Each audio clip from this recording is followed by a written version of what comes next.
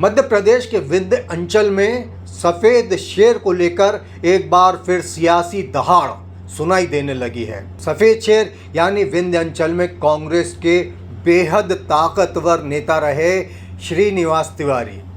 वही श्रीनिवास तिवारी जो 2 बार मध्य प्रदेश विधानसभा के अध्यक्ष बने और उस समय पर यह कहा जाता था कि मध्य प्रदेश के शेष जिलों में दिग्विजय सिंह मुख्यमंत्री हैं, लेकिन रीवा जिला एक ऐसा है जिसके मुख्यमंत्री श्रीयुत श्रीनिवास तिवारी हैं। और वाकई श्रीनिवास तिवारी का ऐसा जलवा, ऐसा जलजला वहाँ पर था भी। अब श्रीनिवास तिवारी इस दुनिया में नहीं रहे हैं।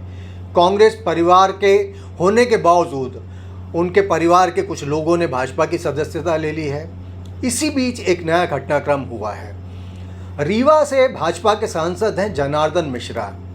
उन्होंने सार्वजनिक रूप से एक बयान दिया है और ये बयान भी ऐसा कि उनकी अपनी ही पार्टी के लिए उन्होंने मुश्किल खड़ी कर दी है। जनार्दन मिश्रा ने एक सभा में कहा, एक ज़माना था जब रीवा शहर की सड़कें गड्ढों में तब्दील हुआ करती थीं। उस समय श्रीनिवास तिवारी इस क्षेत्र के लिए सर्वे सर्वा थे। उनके प्रशंसक कहा करते थे कि दादा ना ही दऊ आए, वोट न देहा तऊ आए। अब वो बोलते हैं मिश्रा, ये कैसे दऊ थे जो अपने कार्यकाल में शहर की सड़कों के गड्ढे तक नहीं भरवा पाए।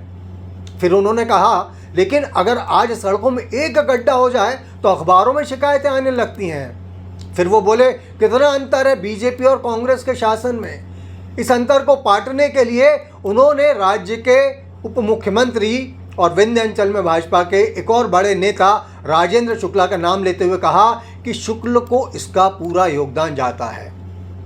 अब यहीं से इस विवाद में एंट्री होती है श्रीनिवास तिवारी के पोते सिद्धार्थ तिवारी की। वो भाजपा से विधायक हैं और कुछ समय पहले ही उन्होंने कांग्रेस को छोड़कर भाजपा की सदस्यता ली थी। सिद्धार्थ ने इस बयान पर तीखी आपत्ति जताई। उन्होंने ये भी कहा कि यदि सांसद मिश्रा को मेरे परिवार से कोई दिक्कत ही है तो इस बात को खुलकर बोलें, लेकिन कम से कम इस तरीके से किसी दिवंगत व्यक्ति के लिए बातें कहकर वो उस परिवार का और भाजपा का सम्मान न घटाएं। कांग्रेस ने इस मौके को लपकने का कोई अवसर नहीं छोड़ा है। रीवा से अजय मिश्रा कांग्रेस पार्टी की तरफ से महापौर हैं। उन्होंने इस बात पर निशाना साधते हुए कहा है कि सिद्धार्थ तिवारी जिस समय अपने दादा की बुराई सुन रहे थे तब उन्हें एक बार भी इस बात का ख्याल नहीं आया कि वो कितने बड़े अपने परिवार के अपमान को सिर्फ इसलिए सह रहे हैं क्योंकि अपमान करने वाला बीजेपी का व्यक्ति है और वो आज बीजेपी के रहमो करम पर विधायक बन गए हैं। मामला तूल निश्चित रूप से पकड़ेगा। हम यहाँ पर ये बता दें कि शुरू में जो बीजेपी की मुश्किल बढ़ने की हमने बात कही थी वो ये है कि रीवा में ठाकुर और ब्राह्मण वोटों का खासा वर्चस्व है और ब्राह्मण वोट की काट के लिए, ब्राह्मण वोट पर जिस समय श्रीनिवास तिवारी का तगड़ा कब्जा माना जाता था तब उसकी काट के लिए राजेंद्र शुक्ल को वहाँ तेज़ी से आगे बढ़ाया गया था। गिरीश गौतम भी ब्राह्मण वर्ग से, उनको भी आगे बढ़ाया गया था। ब्राह्मण वर्ग के तमाम नेताओं को बीजेपी ने वहाँ पर प्रमोट किया था ताकि श्रीनिवास तिवारी के असर से ब्राह्मण मतों को अपनी तरफ खींचा जा सके। राजेंद्र शुक्ला की इसमें बहुत महत्वपूर्ण भूमिका रही थी।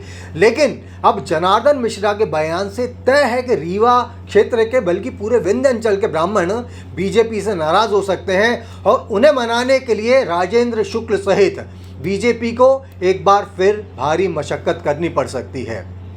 इस विवाद का अंत क्या होगा ये तो बात की बात है। फिलहाल तो ये भी देखने वाली बात होगी कि ये विवाद किस कदर तूल पकड़ सकता है। हम आपकी सेवा में फिर उपस्थित होंगे। तब तक देखते रहिए अनादि टीवी मध्य प्रदेश। नमस्कार।